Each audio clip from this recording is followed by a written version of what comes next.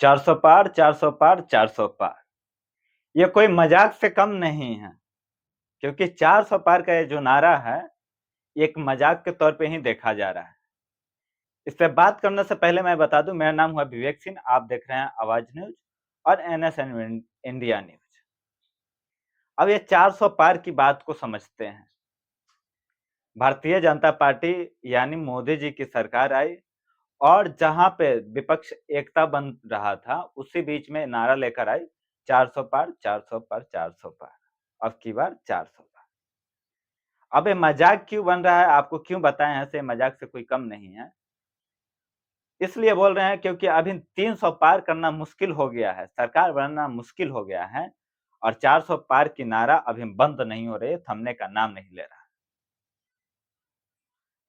तो इसी बीच को लेकर अब 400 पार से उतरते हैं थोड़ा नीचे और दिल्ली के उत्तरी पूर्वी सीट पे आते हैं, जहां पे एक कन्हैया कुमार, एक युवा जो जेएनयू का पूर्व छात्र अध्यक्ष भी रहा है, वो पूर्व में लोकसभा का चुनाव भी लड़ा है 2019 में, जो बिहार के बेगूसराय डिस्ट्रिक्ट थी, लोकसभा सीटें थी, जहां से गिरिराज सिंह वहां से जीते।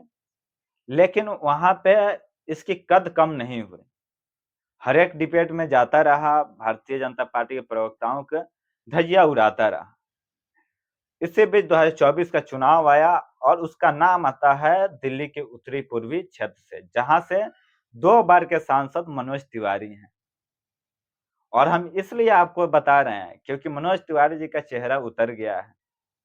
जैसे जैसे किसी चीज को हल्का में ले रहे थे, अब वही चीजें उनके लिए इतना पहाड़ लग रहा है जो उनके चेहरे के मुस्कान छीन लिया है।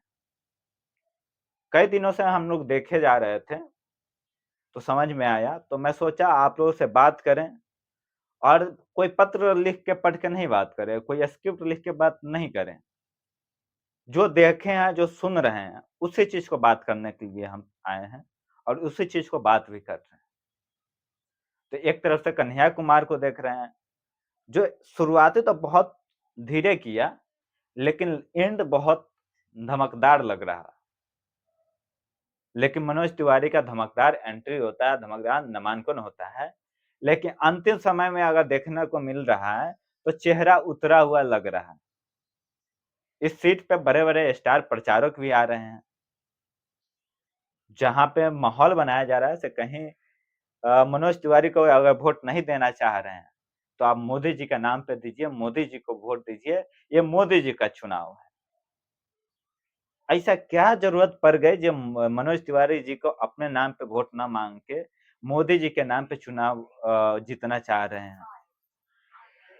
ये बहुत सोचने वाली विचार है, और दिल्ली की जनता सोच रही है, और ये सोच में पता भी चल रहा है, लोगों से बात करने पर मालूम भी चल रहा है, महसूस भी हो रहा है कि दिल्ली की जनता अब क्या चाह रही है। उनका कहना एक ही है, से अब सन 62 का भारत रहा नहीं, से सांसद जी जीतेंगे और सदन में ही दिखेंगे और कहीं नहीं दिखेंगे। अभिन्न का भारत है, आपको सदन में भी दिखना पड़ेगा और सदन के साथ साथ अपने क्षेत्र में भी दिखना पड़ेगा, तभी आप एक बार से दोबारा चुने जाएंगे, नहीं तो आपको पब्लिक नहीं चुनेगी। अब शिक्षित हो रहे हैं, समय बदल रहा है, परिवेश बदल रहा है, लोगों की सोच बदल रही है। इस बीच आपका जो पुराना पद्धति था, वो नए पद्धति के साथ बदलना पड़ेगा, और बदलना चाहिए भी। लेकिन नहीं बदलने के कारण है कि आज मनोज तिवारी को अपनी जो वोट है मोदी जी के नाम पे, पीएम कैंडिडेट के नाम पे मांगना पड़ रहा है। और कन्हैया कुमार उसी 10 साल का उनके काम को गिना रहे हैं और 10 साल को याद दिला रहे हैं, और अपने नाम पे चुनाव लड़ रहे हैं, और किसी की सहारा भी नहीं ले रहे हैं।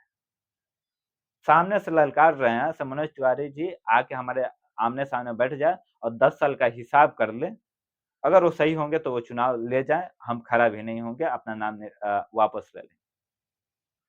तो एक युवा बिहार से आता है, जहाँ पे उसको बहुत सम्मान के रूप में लिया जाता है और उसका नाम रख दिया जाता है टुकड़े टुकड़े गए, और उसको कई सारे चीजें में उलझाया जाता है, जिससे लोगों को रहे लगे से इसका छवि खराब कर दिया जाए। लेकिन उसके बावजूद भी वो लड़ता रहता है, मुद्दे की बात करता रहता है, और अपनी चुनाव की प्रक्रिया को धीरे-धीरे गति देते चला जाता है। नतीजा ये होता है कि आज वो भारतीय जनता पार्टी के नाक में दम कर दिया है और एक सरदर्द बन के बैठ गया है उत्तर पूर्वी क्षेत्र का। लेकिन 25 तारीख को चुनाव है, 1-2 दिन चुनाव का बचा हुआ है और 4 तारीख को रिजल्ट आने वाला है। ये रिजल्ट तय करेगा कि क्या मोदी जी के नाम पे सहारा लेके भी कोई जीत सकता है या अपनी मेहनत के बदौलत भी कोई अपना चुनाव जीत सकता है। देखते हैं, बाकी आप क्या सोचते हैं मनोज तिवारी पे, कन्हैया कुमार पे? आप किसको देखना चाहते हैं यहाँ के सांसद के रूप में? कौन जीतना चाहिए? किसका ये हक है से हाँ, उत्तर पूर्वी क्षेत्र पे अपना दावा ठोके? ये चीज़ें आप कमेंट करके बताइए और क्या मनोज तिवारी जी जिस प्रकार से वोट माँग रहे हैं, कन्हैया कुमार जी जो वोट माँग रहे हैं, दोनों अपने आप में नैतिकपूर्ण ज़िम्मेवारी के साथ अपने कार्यों का कार्यवहन कर रहे हैं? ये चीज़ें बताइए और क्या अब चुनाव की पद्धति आगे के 10 सालों में किस प्रकार बदलेगी? ये भी अगर आप सुझाव के तौर पे कमेंट बॉक्स में देना चाहें, तो ज़रूर दें। तब तक के लिए जय हिंद।